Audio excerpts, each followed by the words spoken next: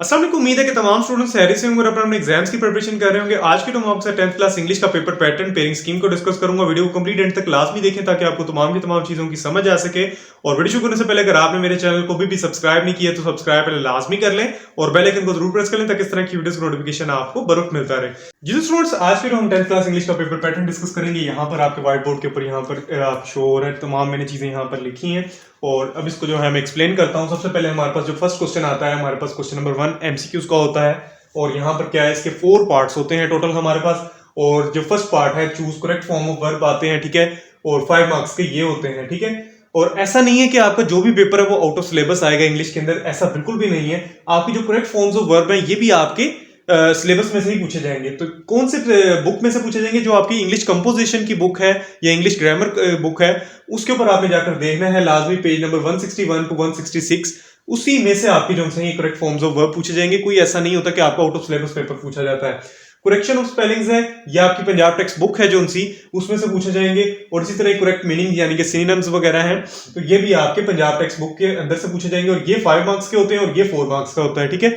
इसी तरह हमारे पास लास्ट पार्ट है जो ऑब्जेक्टिव का, choose correct option according to grammar, तो ये भी आपके पास 5 मार्क्स का पूछा जाता है। टोटल हमारे पास 19 मार्क्स की ऑब्जेक्टिव आपका पार्ट कंप्लीट होता है। इसके बाद सब्जेक्टिव पार्ट है, तो सब्जेक्टिव पार्ट के अंदर क्वेश्चन नंबर 2 यानी कि फर्स्ट आपके पास जो क्वेश्चन आ जाता है सब्जेक्टिव पार्ट के अंदर शॉर्ट क्वेश्चन का होता है। यहां से आपने 5 क्वेश्चन अटेम्प्ट करने हैं आउट ऑफ 8 क्वेश्चन और 10 मार्क्स का पेपर यहां से आता है, ठीक है। अब काफी सारे स्टूडेंट्स को नहीं पता होता कि क्वेश्चंस कहां से पूछे जाते हैं, कैसे पूछे जाते हैं, तो वो भी मैं आपको बताता हूं। आपके जो 5 क्वेश्चंस हैं वो आपके एक्सरसाइज में से पूछे जाते हैं और 3 जो क्वेश्चंस हैं वो आपकी लेसन्स के अंदर से यानी कि चैप्टर के अंदर से पूछे जाते हैं।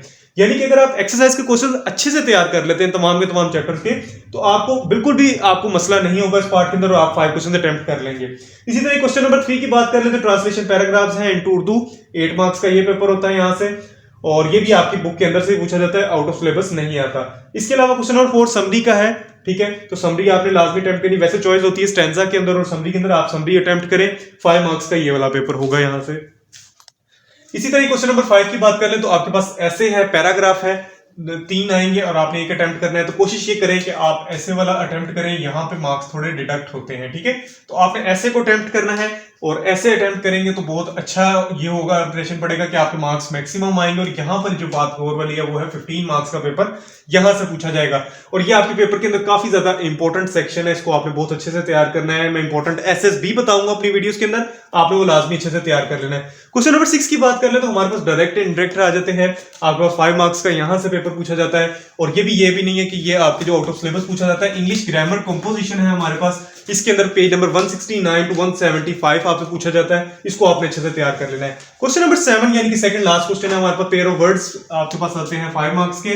इसी तरह इंग्लिश ग्रामर कंपोजिशन ये भी पूछे जाते हैं और पेज नंबर 175 टू 178 आपके पास ये वाला होता है पेज। ट्रांसलेशन आपके पास आ जाती है, उर्दू पे इंग्लिश करनी होती है आपने और ये भी इंग्लिश ग्रामर कंपोजिशन 137 टू 147 तक पूछी जाती है, ये यहीं से पूछी जाएंगी, ठीक है, आउट ऑफ सिलेबस नहीं होगा। तो 8 मार्क्स का पेपर यहां से होगा, ठीक है। तो टोटल हमारे पास 75 मार्क्स का पेपर जो है वो इस तरह कंस्ट्रक्ट होता है और कैसे आता है तमाम डिटेल्स मैंने आपको बता दी। अब आप इसके अकॉर्डिंग तैयारी करनी है। वीडियो पसंद है तो लाइक लाजमी कर लें, चैनल को लाजमी सब्सक्राइब करें इस तरह की वीडियोस के लिए। Thanks for watching, Allah Hafiz.